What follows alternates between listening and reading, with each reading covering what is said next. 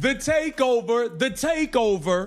Caitlin Clark takeover continues as she continues to destroy ESPN ratings. Absolutely took the hammer and smashed the ratings as always. Not only that, Caitlin Clark appears to be in the top 3 for the MVP award. We have got to get into it. Welcome to Keep the Vision. Make sure you like, comment, subscribe, share the channel, hit the bell notification, hype the video.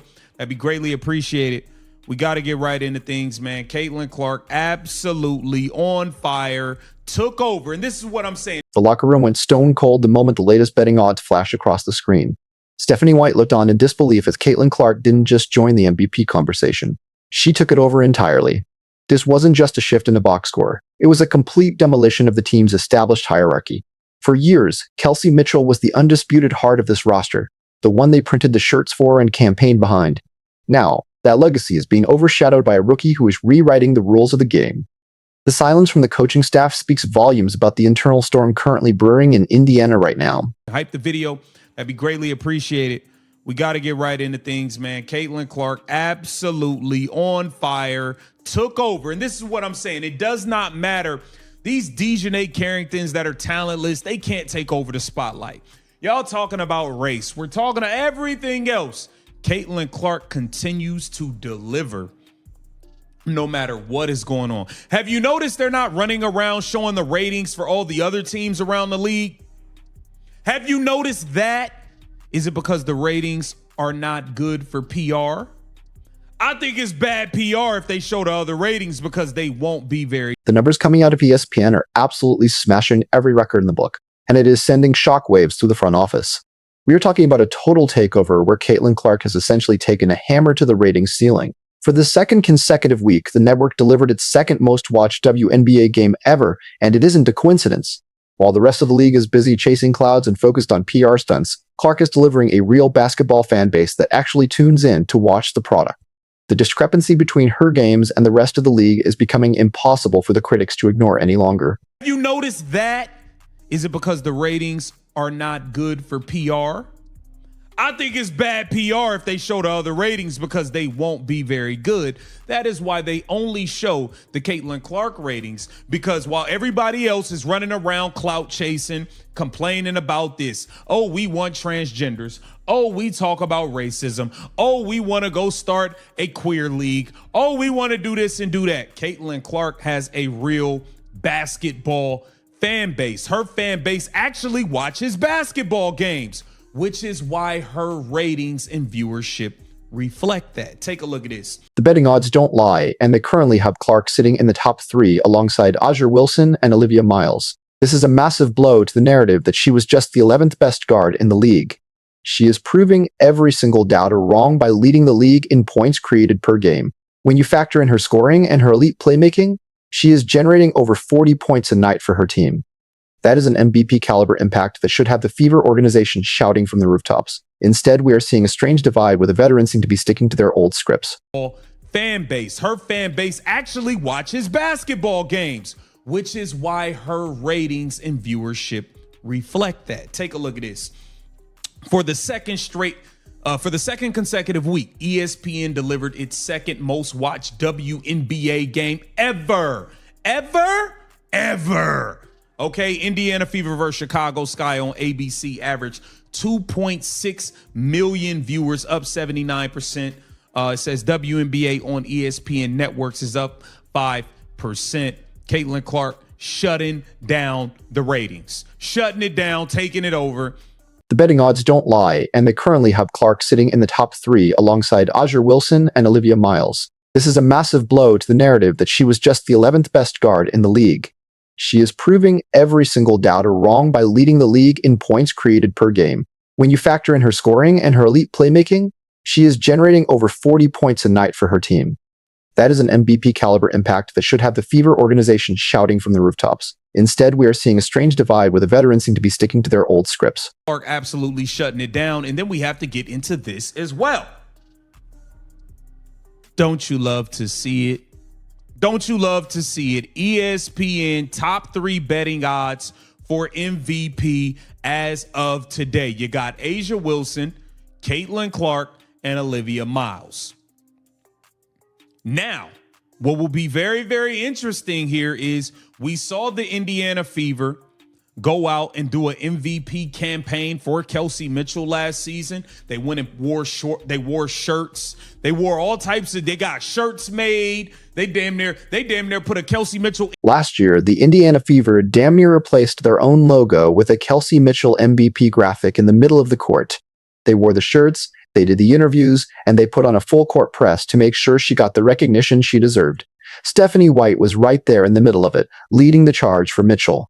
But now that the most popular player in the history of the sport is wearing their jersey, that same energy is curiously missing. It makes you wonder if there is a level of resentment building, because a rookie has done in one season what the veterans couldn't do in a decade. Clark is absolutely shutting it down. And then we have to get into this as well. Don't you love to see it? Don't you love to see it? ESPN's top 3 betting odds for MVP as of today have Audrey Wilson, Caitlin Clark, and Olivia Miles. Now, what will be very, very interesting here is that we saw the Indiana Fever go out and do an MVP campaign for Kelsey Mitchell last season. They went and wore shirts, they wore all types of gear, they got shirts made. They damn near put a Kelsey Mitchell MVP campaign everywhere. For Kelsey Mitchell last season, they went and wore shirts, they wore all types of, they got shirts made. They damn near put a Kelsey Mitchell MVP logo in the middle of the court and got rid of the Indiana Fever logo last season. It'll be interesting to see if the Indiana Fever put on the full court press for a Caitlin Clark MVP campaign. That'll be interesting. You know, the Las Vegas Aces are going to have their Asia Wilson campaign going on. The Minnesota Lynx are already doing their Olivia Miles MVP campaign. Will the Indiana Fever do anything for Caitlin Clark's MVP campaign? And let's take a look at Aaliyah Boston recently sat down for an interview, and her comments raised a lot of eyebrows among the fan base. Instead of hyping up her teammate who was breaking every record in sight, she chose to double down on Kelsey Mitchell as the real MVP. She talked about Mitchell's work ethic and how she is one of the best scorers in the world, which is true, but it felt like a pointed omission. Where is the campaign for Caitlin? Why is the locker room leader speaking out for the veteran, but remaining silent about the rookie who is the primary reason the world is finally paying attention to their team? Do anything for Caitlin Clark's MVP campaign. And let's take a look at this. It says we can dead that 11th best guard narrative. Caitlin Clark is easily top 2 in the MVP race, and she isn't number 2. Take a look here. Caitlin Clark is first in the league in points created. First in the league with points created. She's first in the league in points per game created, meaning points and assists and all, you know what I mean? 40 a game. This is the difference. And look, I get it. Aaliyah, I don't know why you came out and said Kelsey Mitchell's the MVP. I get it. Kelsey Mitchell's averaging 2 more points per game. Caitlin Clark is averaging 2 less. This pattern of silence from Aaliyah Boston and Stephanie White is starting to look like a coordinated effort to protect the status quo. We saw it when Clark was getting physically targeted on the court and nobody stepped in to defend her. We saw it when other players were taking shots at her in the media and her own teammates remained quiet. But the moment Stephanie White or Kelsey Mitchell needs a boost, the microphones are suddenly turned all the way up. It's a strange dynamic to witness when your rookie is literally the most valuable asset the franchise has ever owned in its entire history. On behalf of Stephanie White, but you didn't speak out for Caitlin when the fist was on her throat. I see you speaking out for Stephanie White, but you didn't speak out for Sophie Cunningham when she got knocked out of the air by Dejanay Carrington. You chose to be quiet about all of that. Listen. I'm starting to think you on some Stephanie White, Kelsey Mitchell stuff, and I'm not really rocking with it, just to be completely honest with you. So the same way you got on this camera and talked about how Kelsey's the MVP, you need to get on camera and do your Caitlin Clark MVP campaign, because with numbers like this, these are legitimate MVP numbers. And this ain't even taking in. The argument that Kelsey Mitchell is the MVP because she averages 2 more points per game is fundamentally flawed. Clark is averaging nearly 8 more assists per game than Mitchell, which means she is involved in significantly more scoring plays. You cannot ignore the gravity she has on the floor that opens up lanes for everyone else. When Clark is on the court, the entire defense has to shift, giving Mitchell the space to operate. To suggest that Mitchell is the more valuable player is to ignore how the game of basketball actually works in favor of rewarding seniority over actual impact. There is a legitimate question about where the Indiana Fever's loyalty truly lies. Are they a basketball team focused on winning and elevating their best players? Or are they a social club focused on protecting the feelings of the veterans?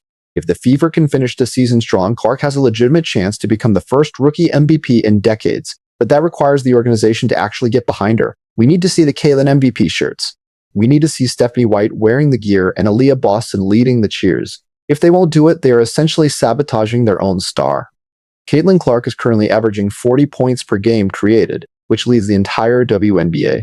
Think about that for a second. Every time she touches the ball, something positive happens for the Fever scoreboard. She is third in the league in scoring and first in assists, which is a combination we rarely see from a veteran, let alone a rookie. The MVP case is not just strong, it's ironclad. If the Indiana Fever refused to run a full-scale campaign for her, it tells us everything we need to know about the internal politics of that locker room and the coaching staff's true priorities. The fans aren't stupid, and they see exactly what is going on with the team's public relations strategy. They see the lack of protection on the court and the lack of vocal support in the press room. It's almost as if the organization is trying to humble Clark instead of celebrating her. But you can't humble a player who is single-handedly saving the league's bottom line. The ratings don't lie, the box scores don't lie, and the betting odds don't lie.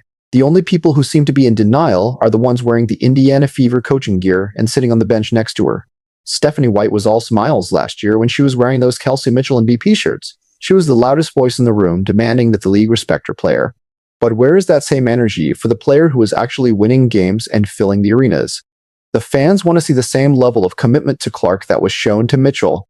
Anything less is a slap in the face to the millions of people who have started watching the WNBA specifically because of number 22. It is time for the coach to put team success over personal biases. We have to talk about the physical toll this is taking on the rookie while her team stands by and watches.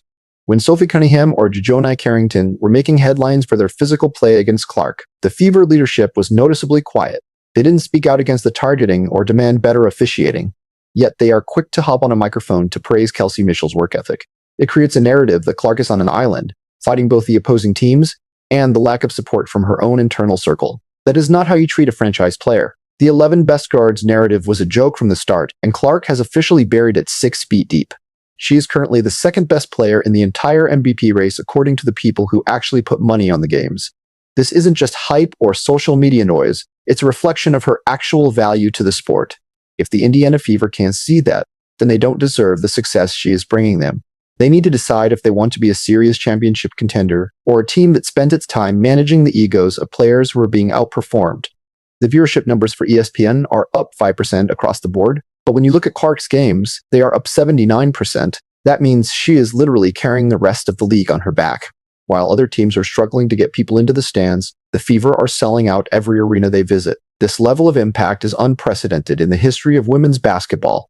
To have your own teammate, Aaliyah Boston, campaign for someone else for MVP while these numbers are being released is a level of disrespect that is hard to wrap your head around. The fans are starting to question where the loyalties lie within the Fever organization. Are they more concerned with keeping Kelsey Mitchell happy than they are with acknowledging the greatness of Caitlin Clark? It certainly looks that way from the outside. If you have a player who is leading the league in points created and shattering every television record, you don't stay quiet. You make sure the world knows she is the MVP. The fact that we even have to have this discussion shows that there is a major breakdown in the team's culture and its ability to handle superstardom. The pressure is mounting on the front office to do the right thing. They need to launch the Caitlin Clark MVP campaign immediately. They need to show the same level of enthusiasm they had for Mitchell last year, if not more. This is about more than just one award. It's about the future of the franchise. If Clark feels like she isn't supported by her coaches and teammates, why would she want to stay long-term? The organization needs to wake up and realize that they have a once-in-a-lifetime talent who deserves every bit of praise they can give her. The takeover of the WNBA is happening, whether the old guard likes it or not. Caitlin Clark is a new face of the league, and her MVP case is becoming undeniable with every game she plays. The ratings don't lie, and the fans aren't going anywhere. Stephanie White and Aaliyah Boston need to decide if they are going to be a part of this historic run, or if they are going to continue to be obstacles in the way of their own teammates' success. The era of playing favorites with veterans is over. It's time to recognize the true MVP of the league before it's too late. At the end of the day, the Indiana Fever have a golden opportunity to cement their place in history. They have the most popular player in the world and a chance to win an MVP trophy in her rookie season. If they choose to stay silent or push for someone else, they are making a massive mistake that the fans will never forget. Caitlin Clark has already proven she is the most valuable player in the league by every metric that matters. It's time for the people inside her own building to stop the politics and start supporting the greatness that is standing right in front of them.